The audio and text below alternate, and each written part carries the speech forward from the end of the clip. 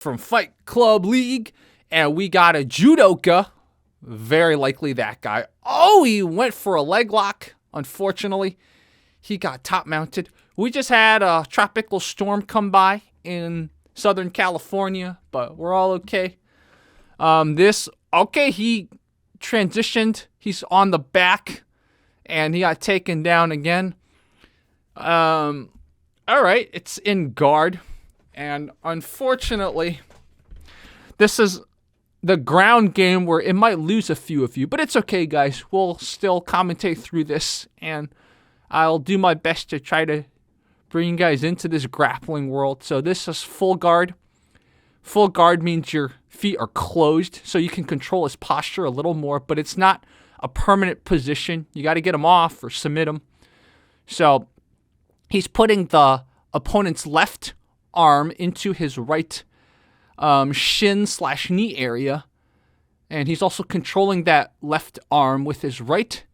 Now he's transitioned to trying to control the neck, and the opponent is on his feet, gives him a little bit more leverage, but also could get him swept more, so that's why you see he's back on the ground. Now there's what's sort of like a knee shield, a double knee shield. See that right there? That is a good way to prevent him from putting all his weight on you. But this is not a good position either to stay in. So the red gloves is going to try to go for a submission right here. This looks like maybe an attempt at a triangle because he's obviously not trying to control an arm. There's a common arm bar you could do as he gets slammed. Oop, he gave his back. So this is called the turtle position. And, that is a back take right there. So the guy who's having his back taken is in trouble of potentially getting choked, or there's other submissions you can do, but the most common submission from this is what's called a rear naked choke. So a rear naked choke is when you put your crook of the elbow under the chin and you kind of choke him this way. Now this is called a mounted triangle.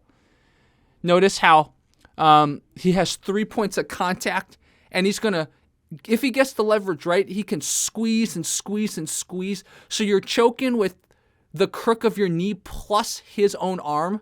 So this opponent right here, the guy getting choked, has got out of it. He's very likely going to get swept right here. That's not a very stable position. You can sweep him very easily. But they're both pretty tired, so this is probably going to go into the second round. All right, here we go. So, starting out in striking range, he went in the guy with red gloves went in very telegraphed, and now got single leg takedown. Now, the guy who was the guy on the bottom now is the one trying to pass the guard, unless he doesn't want to do anything, which it looks like he's stalling here. If I were the ref, I'd stand them up. So, yeah, I would stand them up. Hey, you're not doing anything. Or I'd say, hey, guys, work, do something. So, guy on the bottom has his neck.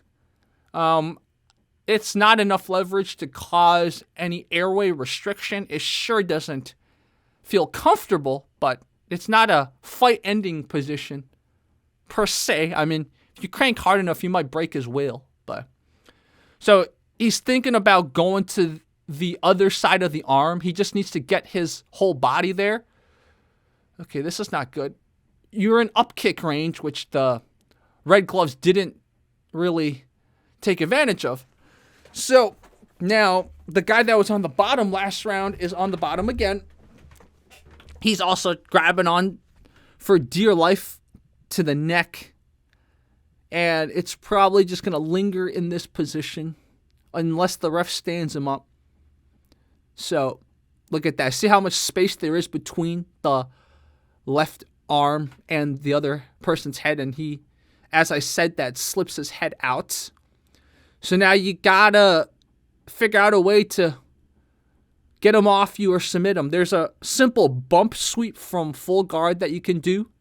He's probably thinking of doing a bump sweep. So, one way to get started with a bump sweep is to get the Kimura grip. If you get the Kimura grip, you're getting him thinking of that arm, and then you can work a sequence to kind of bump sweep him off you. But, it's the second round. They're both tired, so probably as you get more tired and as you get more hit, you lose more and more of your jiu-jitsu, because jiu-jitsu requires a lot of muscle memory that is not natural for probably 99% of people. So even if you get tired, you probably know how to kick or you know how to punch. But as you get tired and more punch drunk, you're not going to remember basic sweeps even, because it's just not natural for the majority of people. Some people can just naturally stumble on submissions or wrestling pins, but I'm definitely not one of them. And so it's kind of stalled again. There you go. He's grabbing his shin. Let me think about this. Yeah, that's good. Yeah. He's almost there for a triangle. He just got slammed. So, is that the end of the second round? That's the end of the second round. Okay, guys, third round. And now our guy... I'm so sorry, guys. I didn't realize that they both had red gloves. I'm so sorry about this. So when I was saying red gloves, I meant the guy with the black trunks and black hair. But I just realized, so I'm really sorry if earlier me saying red gloves was a little confusing. But he's got the blue wrist wraps. So maybe that's what we'll call him. That was a little takedown he did. He's on top again. So we'll just call him black hair and blonde hair. So black hair, aka what I used to call red gloves. Black hair has him in kind of like a bully headlock. He's trying to control his posture. He's going to get his back taken if he's not careful. There we go. So black hair is getting his back taken. And now our blonde hair guy forcefully pulled him. So finish the back take. Now it's rear naked choke / rear naked choke defense. I think he's got it. He's got it. You gotta attack the arm that's supporting first. So there you go. See, he's trying to peel that arm, which is good. Now after you kind of control that arm, then you control the other arm. So blonde hair guy knows that, so he's not trying to force it either. So you can always turn to the other side, right? Adjust your oh, that's a leg lock right there. He's trying to leg lock our back taker right there. So I do not know what's going to happen here. I thought there was going to attempt at like a heel hook or something from if you cross your legs, which he's not crossing his legs, but he's body triangling, right? So there is a potential to trying to leg lock him a little bit. And it looked like the guy who had his back taken, our brunette guy, was trying to leg lock the guy, but I don't think he decided not to do that. So it's pretty much over this back take. Our blonde hair guy kind of stumbled a little, so not really. It looked like he sort of shook him off, but he had that body triangle there, so you have to break that body triangle. Okay, he's going to break it. Oh, man, that was a slam right there. And I think a little bit of blonde hair's back of the head hit the ground a little bit. So, but he didn't shake him off. That body triangle can be really tight, man, and in this case it is. So you got to flatten him out a little bit. Right, so blonde hair guy. Oh, if you can flatten him out, you basically have it. Oh, almost. Woo, this is, I think our brunette guy is he's gonna survive this. Oh, that looks pretty tight. Yeah, he survived it. Wow. Yeah, if this went on for a little longer, I think brunette guy would have lost. So very likely this is going to go to our blonde hair guy. Oh, they're going to do another round. Okay, because I guess it was too close to call. That makes sense.